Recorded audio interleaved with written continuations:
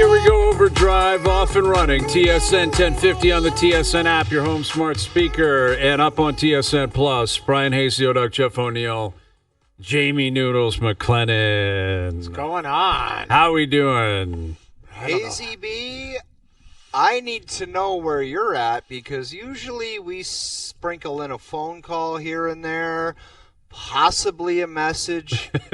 Been pretty quiet. Yeah, I've been a busy guy, man. Have I've been gone a busy dark guy on your friends, and I'm worried, and it's a little bit of a mini Hazy B here, but where the hell is your headspace right now? Talk to me, because I'll tell you one thing. Mm-hmm. Don't be like the rest of these goons on Twitter. Like, what kind of fan base are we? I get it. You talk about the traumatic history in the past and the losing and the failures and the up 4-1. But it's like the fan base. As soon as there's a loss, yes, we all get it. Auston Matthews needs to score a goal. But after a loss, it just everyone goes nuts, and it's like these guys suck. It's the core four. They can't. What if they win tomorrow night and they go down to Florida? Just go in the building, be a fan base, support the team, and maybe they get the dub tomorrow night and they can have an opportunity to wrap up the series in Florida. Every single loss in this playoffs, it's all these guys suck. It's like, what are we doing here? Let me counter quickly before you do.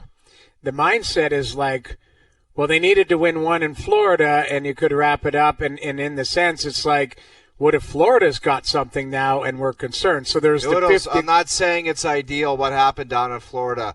Like, if they were different and serious about this, you would think they would have picked up one. Okay, Right. But to just go off the deep end, and it's like they all of a sudden, after every loss, the team all of a sudden stinks to join out. Let's just be real here. Okay, where are you at, Hayes? Where's Hayes at? Here comes the nuclear. No, tape. here's what I'd say. You can't at all be surprised. I mean, Leaf fans react to a 2-game losing streak in November with, all of these existential questions. What are they about? Are they different? Is it going to work? The core four. You can't be surprised when they lose 2 in a row in the second round of the playoffs that there's going to be an emotional swing. That's the beauty of the playoffs is that I think the emotions are actually justified. They're not in November.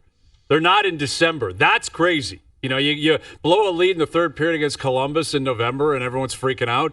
That is crazy. Second round of the playoffs, I think it's a completely different rule book that you're playing by. So I have no issue with anyone swinging both ways. But I will say, I think for the most part, they've played very well through 9 games in the playoffs. It's what are they up to now? I guess they're up to 10 games in the playoffs. I think collectively they've played very well. I think Game 3 was a great opportunity. They get on the board quick. They're up 3-1 in the second period. Goes to overtime. Very similar to what happened in the last round, right? Game 4 against Ottawa goes to overtime. Sanderson scores. They don't get a bounce. They come back for Game 5. They're flat. And that's what they were last night. Like that's not being overly critical, I don't think, or unreasonable in suggesting that they didn't have a good night. They didn't. They didn't play well. And now it's a series. But I remember us talking about it prior to the series starting, that in the best interest of the Leafs and the most realistic way for them to get through here is to shrink the series to a best 2 out of 3. Split the first 4 games, whichever way they possibly land. It's more frustrating because you got up 2-0 and you had a chance to win Game 3, clearly. But if you make it a best 2 out of 3 where you have home ice, that's probably the best case scenario against Florida. And that's precisely what's in front of them. And the lucky thing for Auston Matthews, and we'll talk about him a lot today, and all these players on both sides, because you can include Florida here, is this is what is really going to count, and this is what is really going to be remembered. These are the ones now, right? We're not going to remember every detail at Game 2.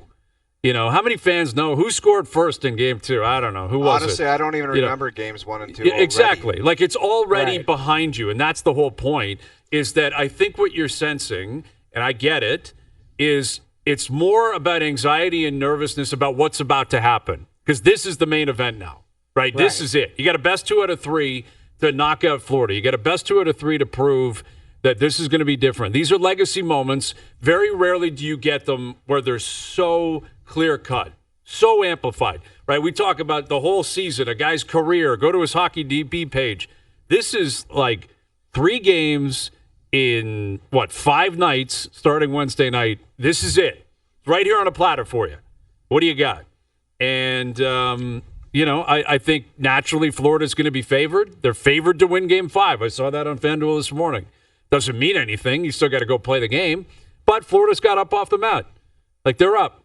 And whether the Leafs let them up or they drag themselves up is in the eye of the beholder. But they're up now. One of the big things last night, Hayes, and Jamie, I think you would agree, they certainly kind of pissed away a Wall performance because I thought he was great last night. I thought he was unreal. Yeah, he was. I thought he was great. He gave them an opportunity. And Hayes, you had the when did you send that tweet out? It was the second period tweet, wasting a Wall performance. Yeah. Can't waste the Wall. The steal a game by Joseph Wall game. I know. They wasted it in the end. I thought the timing of it was perfect because it actually was the perfect timing to send that out. I kept thinking it's a 1-goal game. It's a guy who blows a tire, and Seth Jones blows a tire, and Nyes is in alone. Mm-hmm. Like, that's a tie game, regardless of how you arrived at it. Potentially that happens. There were some chances. It didn't go their way. I thought Bob made a couple big saves. Obviously the breakaway, Nyes misses it, but the back door where Marner pokes it off of the stick and gets it to him, like, that's a great save. Yep. Bobrovsky's gotten off the mat as well. Like, Florida, as much as we looked at a flat Leafs, we looked at a team, Florida, that looked a little bit more desperate in their game, a little bit more measured. The hits, everybody was physical. It was a drag 'em out game. Yep. But it's what are you going to do now? A response. And the hardest part, I don't know if 2 days helps or hurts. Like, because now you got to live with that one.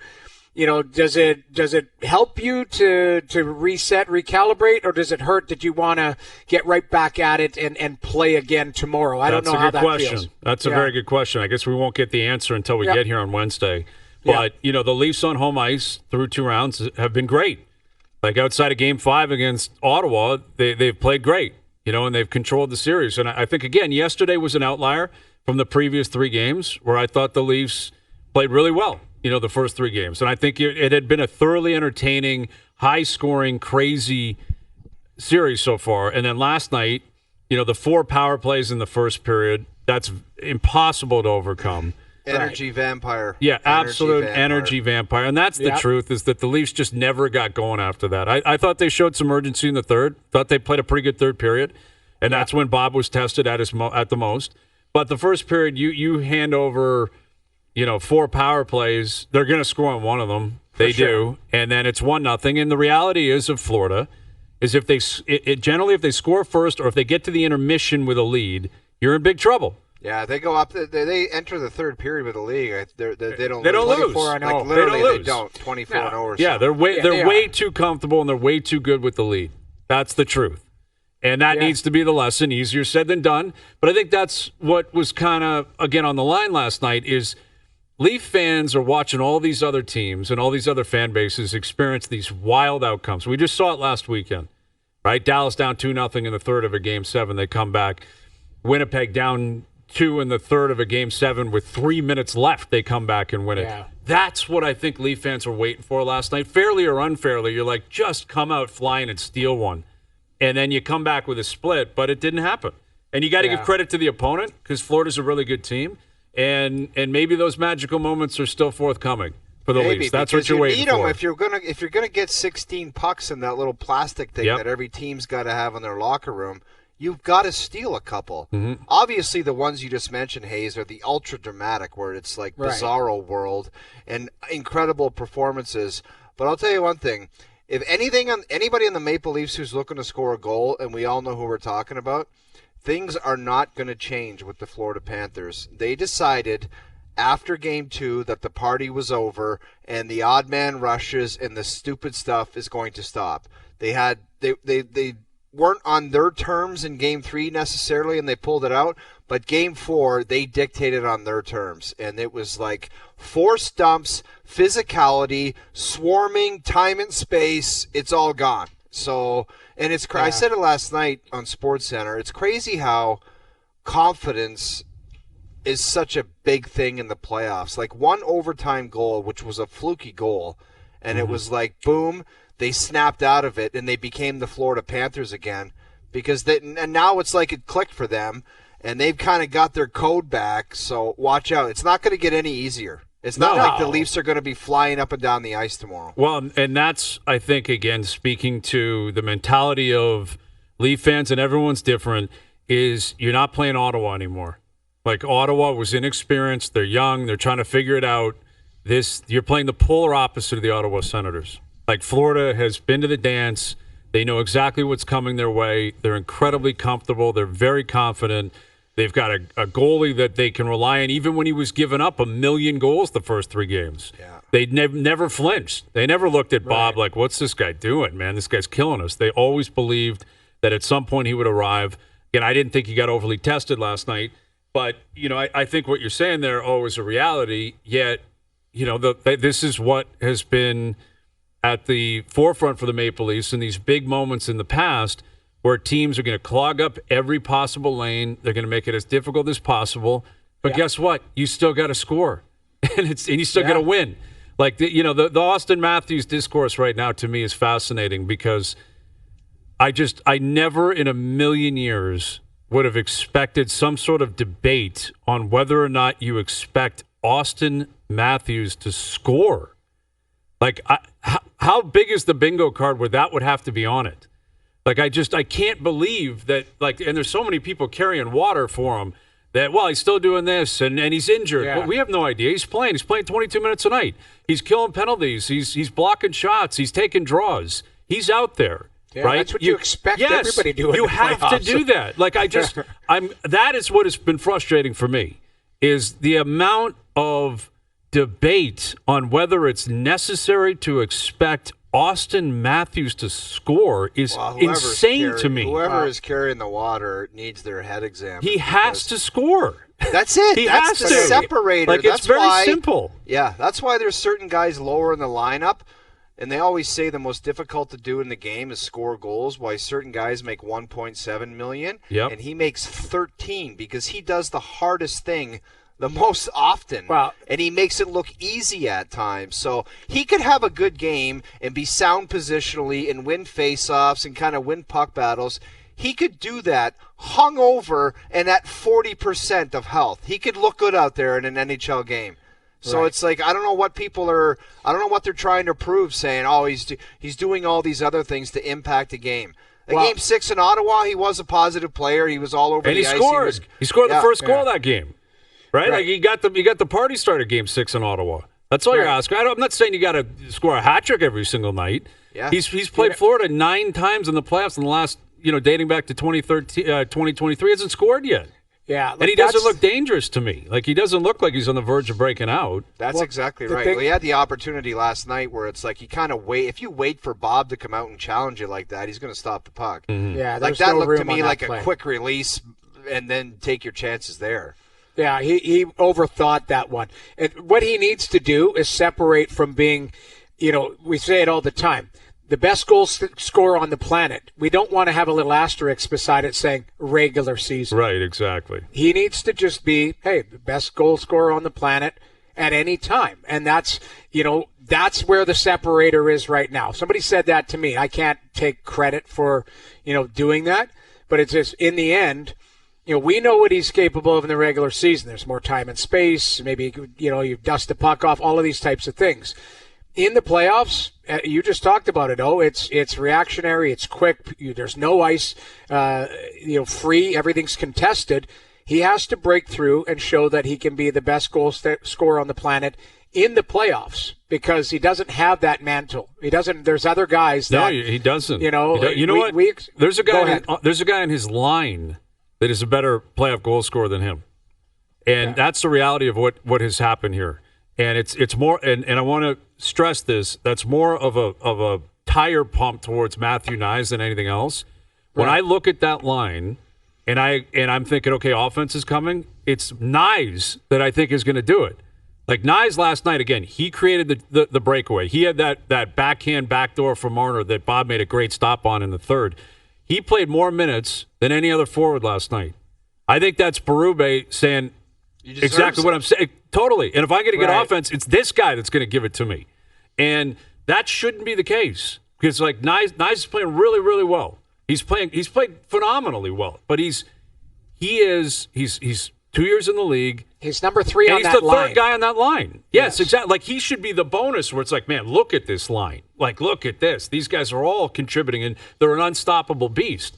But when I look at that line, and, like, who scored the winner in Game 1? Nice. Who scored a big goal against Ottawa on that breakaway? I think that was Game 3, I want to say. Nice. Like, that's who it is. Like, when I look at that line and I'm like, this line's going to make something happen, I think 23 is going to be the one to do it.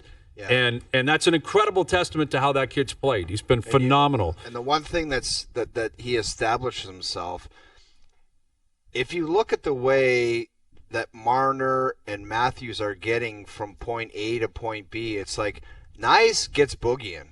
Do you know what I mean? He has those energy bursts where there's that separation, because when things are bogged down like that, that speed is what helps him separate, to get to loose pucks, to get in on forechecks, to separate himself from a defenseman and get clear.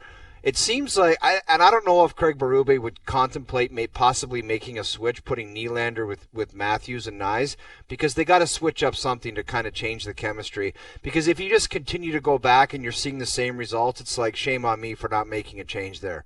So maybe they just need a different look, get a different matchup, just to get a fresh look. But Matthews, from getting from A to B, it just seems like he's blending in and they're bogging him down. He needs to find some kind of hopper. You always use the word pop, Hayes. Like, there's not a pop to him right now. Yeah, and you know what? Getting on home ice and getting away from a matchup, too. I mean, that's the other thing. Paul Maurice, those guys did a job on them. And I talked about the physicality. I talked about the greasiness, and that it was both sides. Like, both teams are, high hits and hits from behind and all of that type of stuff. But it's, who's going to step up and who's going to shrink. And that's really, every piece of ice was contested last night. And the Leafs didn't have their goods. They just didn't have it. And the goalie gave them an opportunity to steal one. And lucky bounce, power play goal, nice breakaway where Jones falls down. There were opportunities to tie the game, to get ahead in the game. It came up short. But you got an opportunity on Wednesday in your own building to have the juice, to get the matchups that you want. You got to have a response game. What worries me, and this is the wrong wording because he's played very well, but Joseph Woll, what if he has an average or below average game? Because he had an unbelievable one last night. Would you be like, I haven't heard anything on Stolarz, but if he's bombing around skating tomorrow, I don't know. Where do you if he got the green light between now and Game 5, who's playing? I would start Joseph Woll. He has not been the reason why I've lost the last 2 games. Yes, he didn't. The fourth goal, was it the fourth goal? The wrist shot from the blue line. That was a bad goal. Tipped by Gadjevich, I think, in the end. But yes, bad goal. Can't go in. Bad goal. He gave up a bad goal in Game 3. Yeah, it happens. But in the end, if you look at Joseph Woll and said, hey, how has your goaltending been in this series? I don't think you've had a problem with it. I really don't. Mm-hmm. So I think Game 5 is Joseph Woll regardless, but maybe I'm wrong. I don't know if Stolarz just gives them a different look, a different confidence, all of that. But, from what he did last night, he should not lose the net. Yeah, that's the way I look at it. No, I agree. I thought he played really well, but you bring up a very valid point. Like, this is what you're risking as the series goes deeper. Now, it can also go the other way. Bob wasn't very good the first 3 games. He was good last night, but maybe the Leafs made it easy on him last night, and they don't in Game 5. And he gives up 4, gives up 5 again. If that's the case, then the Leafs are dancing at that point. And if you get better matchups at home, I mean, again, I think collectively over the 10 games the Leafs have played in the playoffs, they played really well. I think that they deserve the benefit of the doubt that last night was an outlier. And and it's not like they got destroyed. Again, the first period was you give up 4 penalties, you're in big trouble. And then they're chasing the game, and Florida was in control. And Florida understood they had to win that game last night.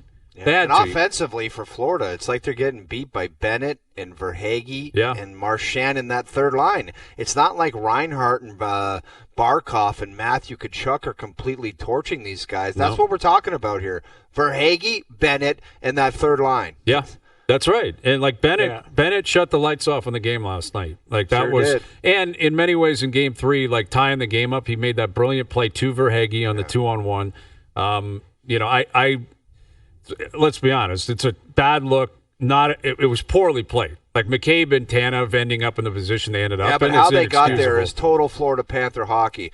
We got a 1-goal lead. Let's put 5 guys on the blue line and force these guys into doing something stupid. And that's exactly what they did, and they went the other way. Yeah. That's exactly why their record is 24-0 and leading after 2 periods, because they sit back and say, okay, you guys are frustrated. Try something there. But let's be real here. That was played horribly. Like 2 guys falling on one guy. Yeah, you can't have that. Well, you can't have 2 guys of that AZB stature. and Barry would be directing traffic. That was Yes. it was McCabe's fault. If you actually see, Yeah. Tanev points to him.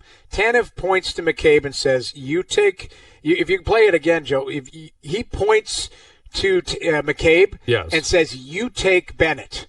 I've got the back door. Watch him here. He points to him. Go there. Go. You got him. I'm going to go back door. McCabe doesn't see the point. He's focused on getting back, trying to take away that pass. They both end up on the same guy. Yeah, So Bennett goes, it's oh, poorly you know. played. Yes. It's a miscommunication by 2 veteran guys. It happens. But that's the difference. It's a small detail. And Bennett, even in his media afterwards, he said, I took what they gave me. He goes, I was thinking pass, but now they were gone. It was a great play by Bennett. It was a poorly played play. But, you talked about it. That's picked up because I think Ekblad stepped up right on the blue line and poked that away. Yeah. And now it's a 50-50 race down the wall, and Bennett wins on McCabe. Mm-hmm. So that's what happened. Yeah, no, exactly. They caused a mistake, and then they buried you for it. And that's what comes with the Florida Panthers when they have the lead, especially later in a game. Yeah. That's the way they're going to play. And the Leafs are aware of it. And I understand why the Leafs were trying to create something. You try to gamble a little bit. You try to cheat a little bit, but the game will get you. And that's what happened last night. So we move ahead towards Wednesday night, Game 5 Wednesday night, and we'll look ahead to that. But it was a crazy weekend because what you don't want is to look back on Game 3 and think that was the chance. They scored 23 seconds into it. They're up 2-0. They're up 3-1. It gets to overtime, and it just gets away from them. And this is why you play a best 4 out of 7, because there's going to be ebbs and flows. All right, we've got Carlo Colaiacovo coming up in studio. Carlo will join us in studio at 5. We got CJ, who was down there in Florida all weekend. He'll join us later this afternoon. Kevin Lowe coming up. Game 4 in Edmonton. What a crazy weekend for the Oilers, for the Jets. Some crazy stuff that came out of the weekend. I got to tell you guys, I'm getting phased out of the analyst position because I don't even understand what the hell's going on. I was sitting in the green room last night with little Jimmy, and he said, that puck, Hellebuyck didn't hit it into the net. And then he looked at me and he said, he propelled it. I had to. Jimmy doesn't know. I had to walk away because I'm like, that is a kicked puck towards the net, and it ended up in the net. Therefore, it's no goal. Yeah. How they came up with that this guy propelled it, I don't even understand that. Well, that's what Duffy said to me. He goes, I propelled it, though. I had to walk away. I said, I can't do it. It was there was some stuff going on this weekend. Oh my man. God! Like last night, like I don't know. Hayes, I know we got to go. We can come back and get into it. It was. I thought it was a kicked goal. I have a different viewpoint on it. Dude, let me take a break. Take a break, and I'll go toe to toe with you like Tyson. Perfect. We're going. And guess who I am? How about this one? Buster the guy in Douglas. Carolina, the Washington guy, stuck the guy, his own player, in the eye. And now ref's arm goes up, and he's like, 2 minutes, high sticking. I know. There was some goofy stuff going on. Over there the was weekend. some stuff going on. All right, we'll settle the beef on the goofy stuff over the weekend. We'll do that. Dude, you can be DeBoer, and I'll be O'Neill. I'll be Pete. Okay. Yeah. Pete versus O'Neill. We'll do that next. All right, OverDrive continues, powered by FanDuel, bringing you everything from the opening line of the final score. So we've got Game 4 in Edmonton tonight, Game 4 down in Carolina tonight, and Game 4 will be in Dallas tomorrow. So we've got a lot of hockey over the next 2 nights. The Leafs don't play again until Wednesday. The Jays are off, and the Jays are red hot. They've won 4 in a row. They just swept Seattle. Everything's all good on that front. We got the draft lottery tonight where the Raptors are hoping that one of the most dreadful seasons in team history pays off. Pays off in the end. And, ends up with them winning. What else could happen, Hazy B? I just saw a note that my main dog Giannis wants to sniff around on possible fitters Yep. outside of Milwaukee, and Giannis he's to tight Toronto. with Masai. That was always the dream years ago that Giannis and Masai and the Raptors would come together. I don't see how Giannis would have any interest in this current outfit with the way it sets up right now.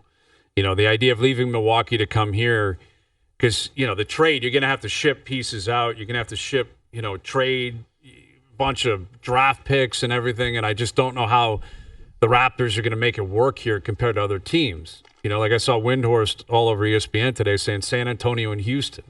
Houston was the 2 seed in the West. Like, that's a team that's ready to win. San Antonio's got Wemby. You got De'Aaron Fox and Wemby with Giannis. That's what he's looking at. I don't think he's looking to pair up with Scotty Barnes and Emmanuel quickly. You know, with all due respect, I don't think that's what Giannis would have in mind. And Grady Dick and whoever they draft this year. I don't see it, but anything's possible. And Masai is known, he'll be sniffing, man. Masai will be kicking around. There's no questioning that.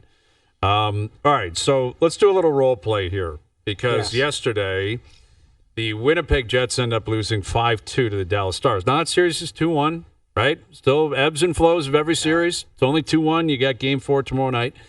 But Alex Petrovic, who's a gentleman and a scholar, I thought made a play last night. A man of honor. A man of honor. And, you know, he happened to maybe kick the puck in a certain way, and it ends up going off Hellebuyck and in. And the review process was, to 8 me, minutes long. insane for it to take that long. Guys, I'm going to tell you what happened here. I thought about it today, and this is what went down. And this is why everybody just, their brains froze, okay?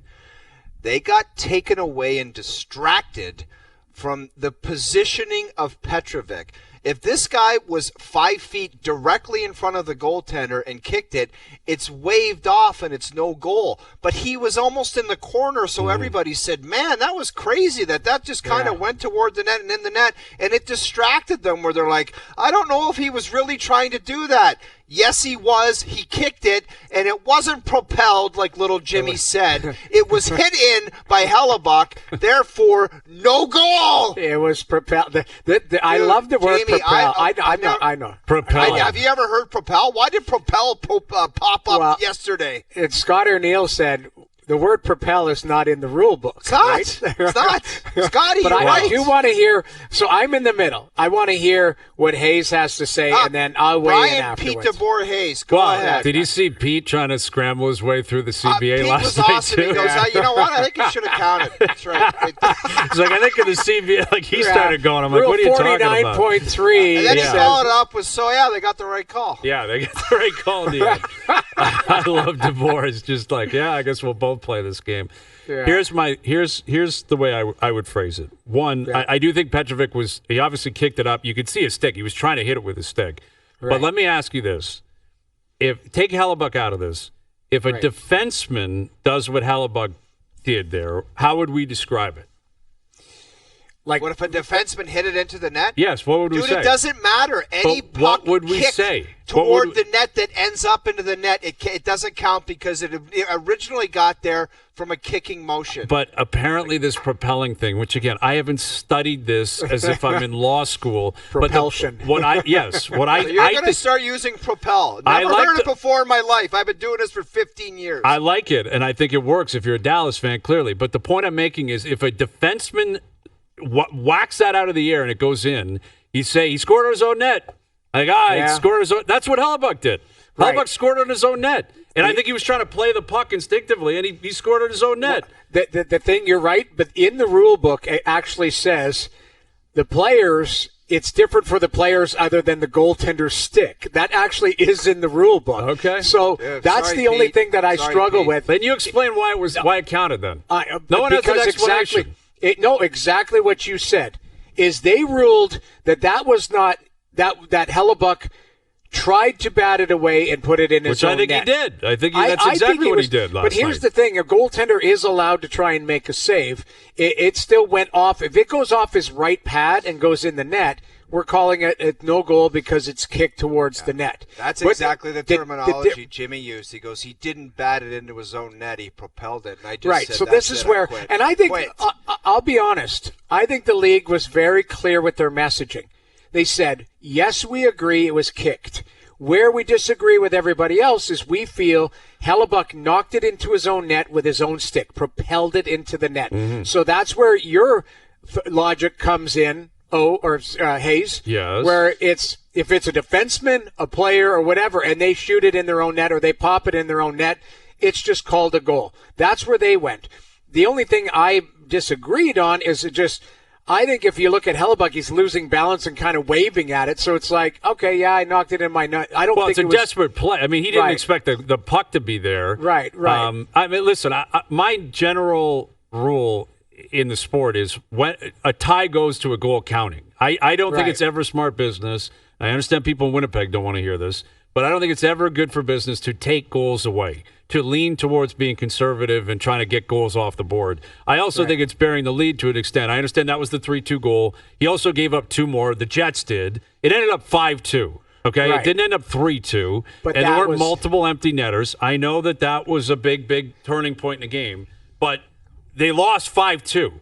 Right? Rantanen comes down and scores, again. A minute later. Yes. I mean, that's the thing. Make the next stops, and then maybe your team gets back into it.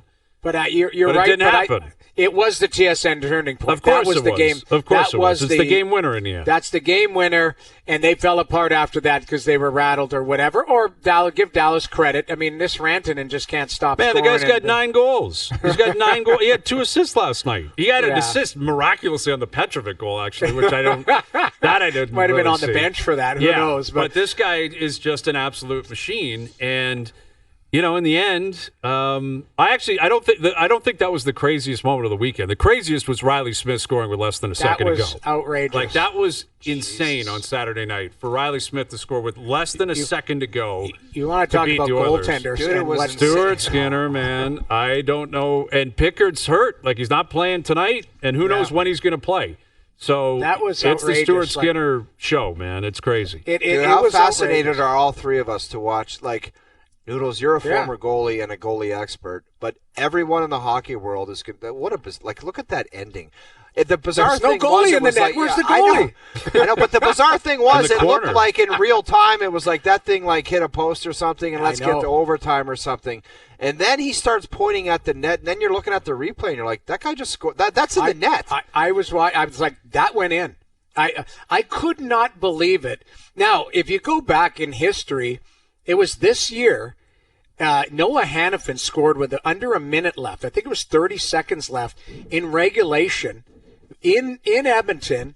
Same type of goal, but it was just a shot. It came to him, and he came and he put it glove side, and Skinner was kind of came out but was cheating towards the blocker, and it went in.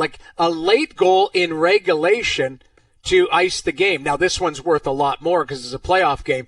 But if you look at it, there's 3 or 4 mistakes before that. Where's the urgency to cut the guy off in the neutral zone? Where's the urgency to close off the guy on the wall? Then you can see everybody sells out. I thought Knobloch did a pretty good job of explaining. He goes, you manage the clock, and he goes, everyone thought there was no time, so they're just selling out to block the shot. And he goes, good on Riley Smith. Riley Smith made a hell of a play. Dude. I saw Ranger fans going, where the hell was that? There were New York Ranger fans going, who is that guy? Because that was a thing in ghost Pittsburgh for our the year team. before. You know what he did? He Daryl Sittlered that play. That was Daryl Sittler. Remember the famous Don Cherry? I went down and faked the shot. He Sittlered that. If you watch it, man, he fakes shot and Skinner's out like it's 1974. The guys at the top of the circles with no mask on. My heart hurt for him. Yeah. Watching him, it is outrageous that he is 10 feet outside his crease on the goal line. Yeah. And people are like, well, Draisaitl, honest to God, if you look, he's not in the crease. He's not in the picture. No, he's not gone. In the picture. You'd think it was an empty net goal. Honestly, if you watch that film, you'd be like, oh, they were losing, and obviously that's an empty netter that didn't really matter, but they scored anyway. It was outrageous. And you know what? Tonight, the look on some of the guys' faces, McDavid, yes, I would say this. I think Vegas got one there because McDavid's tying goal went off of McNabb's skate. There was some puck luck involved. And Oilers were up 2-0 in that game, too. They were, but then Vegas turned it on, and I thought the Oilers went to sleep. The game before, Vegas was the better team. They probably should have won that game. So, in the end, this series should be at 2-1. The difference is the storyline going into tonight. Stuart Skinner's 0-3. Calvin Pickard's 6-0. It's Skinner crazy, starting man. tonight. Something to chew on brought to you by Boston Pizza, Canada's favorite sports bar. This playoff season, Boston Pizza is planning the parade and has a new all-star playoff menu for you to enjoy. For pizza, pints, and puck drops, visit your local Boston Pizza today. Game 4 in Edmonton tonight, Game 4 in Dallas. Which goalie do you have more faith in? Skinner tonight or Hellebuyck tomorrow?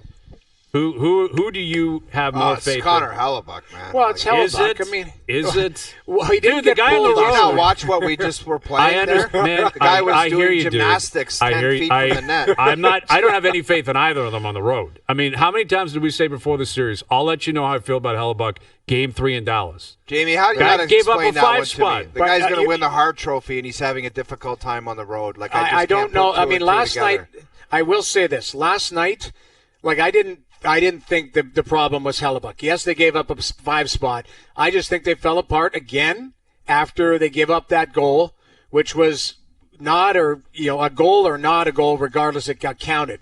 But in the end, like I even said on the panel, I'm like, well, there was a silver lining. He made it through the game because he had been pulled 3 times on the road in the 3 previous road games in St. Louis. Look, guys, they're out of bullets. I said it the other day. Like the Winnipeg Jets, if Scott O'Neill has to say one more time we just completely folded and lost our game, they're going to have 2 feet out the door now, not just one. Because tomorrow's they're- critical, yeah. Oh, yeah. It's like there's how many – I've never seen a coach in the playoffs say we just didn't have it, we lost it, it's not on Hellebuyck.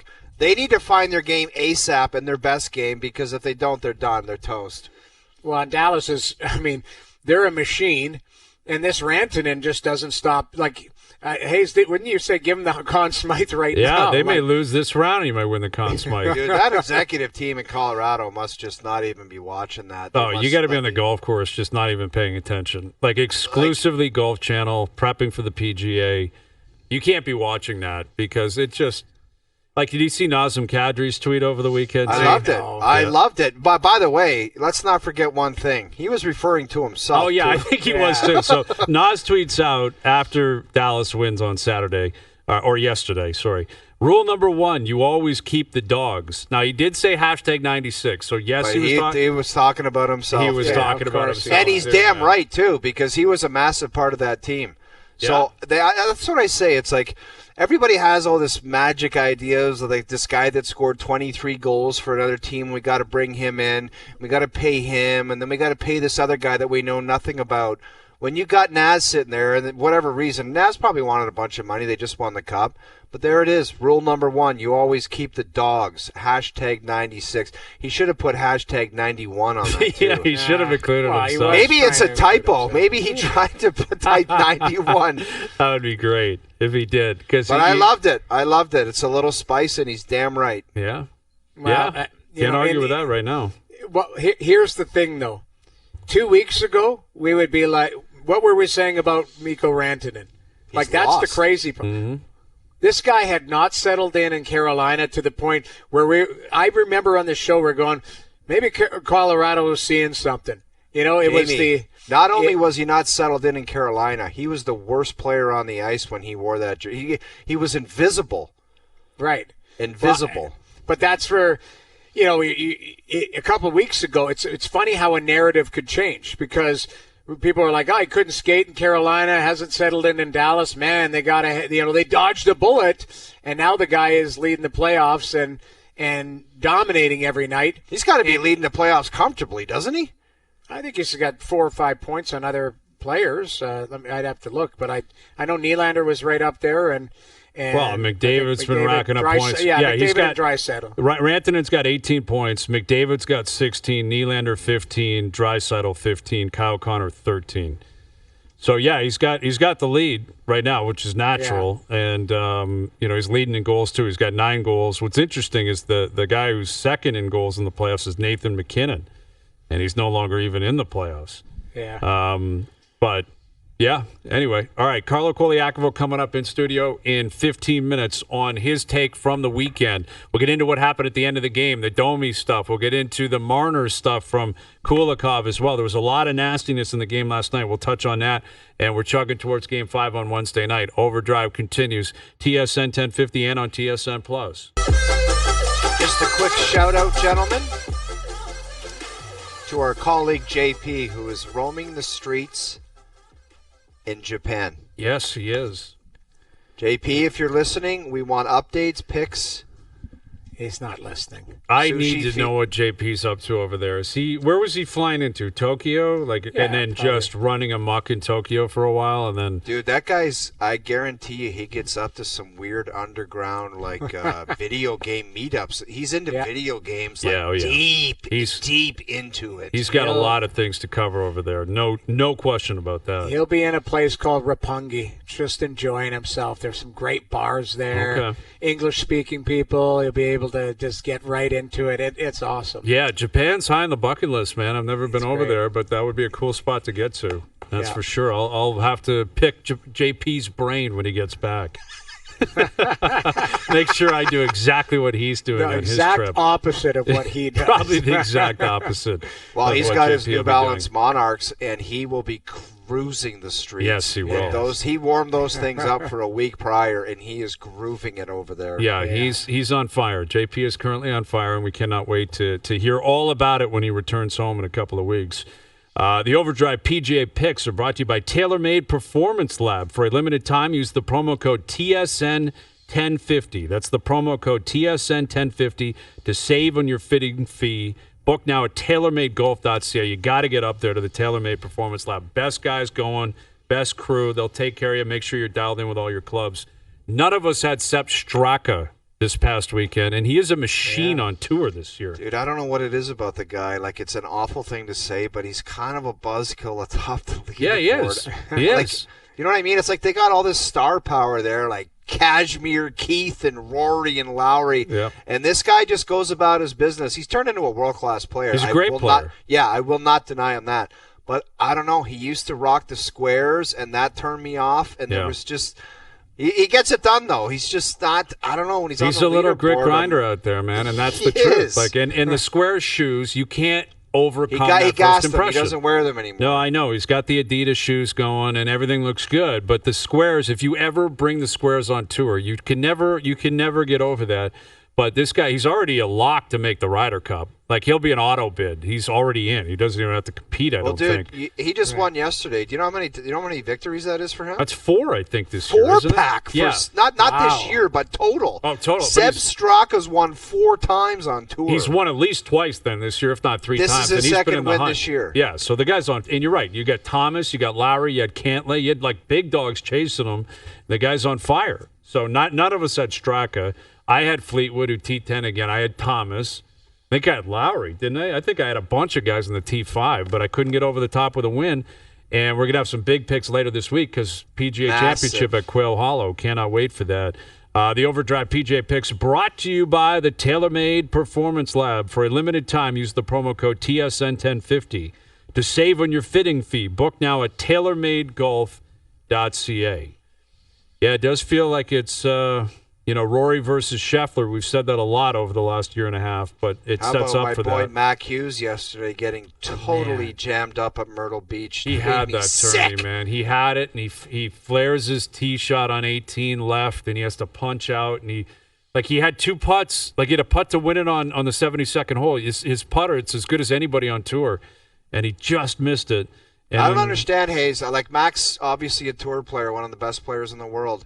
He hits a 285-yard 3-wood. Why not just blast that thing out there and make a 4? Well, look what happened. It wasn't the longest hole in the world. No. Look what happened to him on the playoff hole. He hit it into the trees, and it bounced back. And he still had only 140 with that. Exactly. You hit the middle of that green. At worst, you're hitting a pitching wedge in. At worst. And it got away from him, man. And Harry Higgs was in it. And Ryan Fox chips in to find a way to win that tournament in the playoff. It was Pretty crazy. little Aussie. I know, he is. To his credit, that was a great shot. But that's the beauty of golf. And a match play scenario like that, off the tee, you thought Fox is done. He's out. It's between Higgs and Hughes. And sure enough, the guy chips in from just off the green, ends up winning the tournament. But Mac will be there at Quail Hollow this week. And that's his home course. That's where he plays. And lives down there in Carolina. It's crazy, though. A guy's home course, you would think he'd go out there and just tear it up. It just never works like that, man. No. It's maybe even more pressure to do that, right? But, it's going to be a great week. So we'll have more picks and more analysis throughout the week. Hour 2 coming up. Carlo Koliakovo, his take on the end of the game. Max Domi on Kulikov on Marner, what he took out of the game last night, how it sets up for Game 5 on Wednesday night. Lots of other NHL games in action as well, including 2 playoff games tonight. So Carlo coming up into Hour 2. Kevin Lowe still to come later this afternoon. Overdrive continues. TSN 1050 and on the TSN app.